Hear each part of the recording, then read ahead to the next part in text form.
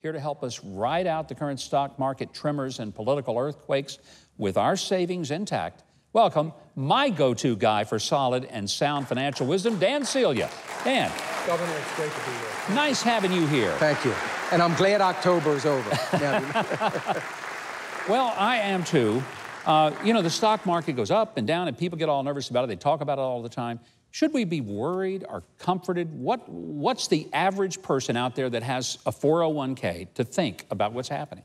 So the average person needs to decide that, hey, I'm an investor. I'm not a trader. I'm an investor. And I'm going to get in. I'm going to get good, solid strategy. And I'm going to stay in. And it's hard to do when things go bad. But if you can do it, that's what you have to do. And your 401k, of course, that's long term. Yeah. The beauty of that is you can't get to it. So, but you can make some changes and get a little bit too conservative instead of riding out some of the things you have. You have to believe in your strategy, have a good strategy. The strategies that we work on that I help people with is one that is honoring God. We're making sure that you're not investing in those things that would grieve the heart of God. And yet we invest in those things unknowingly in our mutual funds and those kinds of things. There's not too many, it's hard to do, and that's what we try to do is to wave around that. There's one mutual fund, Timothy, that is biblically responsible, Timothy funds. That's about it. You know, so we work on individual stocks, individual companies, help people build a portfolio that is honoring God. Let's back up and look at the big picture of the economy. Okay. Some numbers came out this week that are just staggering. Lowest unemployment rate since 1973 overall. Why aren't people just jumping up and down, excited about the economy? You'd think they would be. You would think. But the media is not going to let that happen. No, you mean they're not with us on that? No, they're not with us on that. You know, they, and that's the problem. You know, it is an unbelievable economy.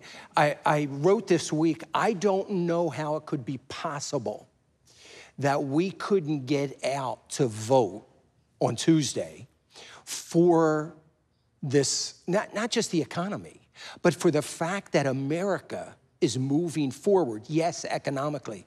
And I heard something from President Obama this week saying, as he was criticizing the president, well, who started all this? And I was thinking, I wonder who, he can't be talking about him, right? So, but who started all this? But the scary part about it is there are the media that believe it. And he's the only president in the history of the nation that has had 8 consecutive years of GDP growth below 2%. That's never happened. Poverty rate went up every month he was in office. Food stamps, highest it's ever been, and went up every month. People on disability benefits. The labor participation rate hit a 40-year low. There was nothing about that 8 years that said anything about a growing economy. Now we are having economic expansion to the likes of which we haven't seen in, well, technically, when we look at unemployment, we look at GDP, employment, those kinds of things, the best in at least 15 years. I would submit it's probably the best in 25 years. And so what does that mean to the guy who is just coming home from a hard day's work, standing on a concrete floor? Why should he care what you just said?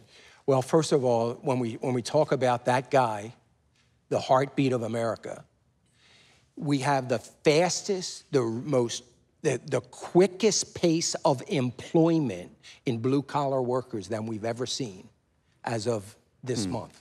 I mean, it's unbelievable. But what he gets at it, doesn't matter if he's investing, it's irrelevant. But there's opportunity to work.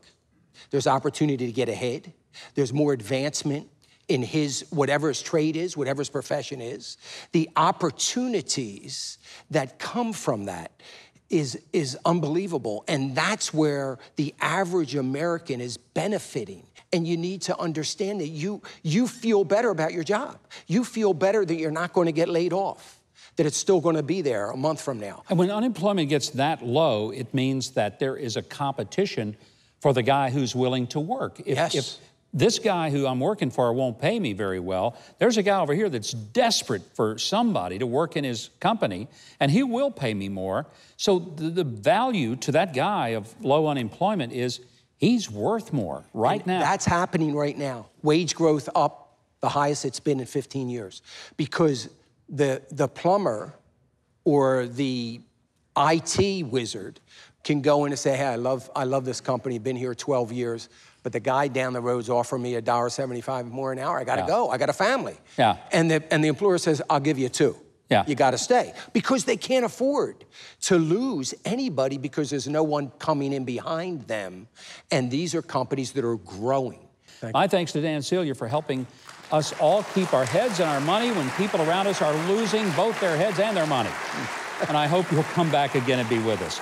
Until then, be sure and find Dan on Twitter. You can search for @FinancialIssues. And for his current and past radio shows and a whole lot more, visit financialissues.org.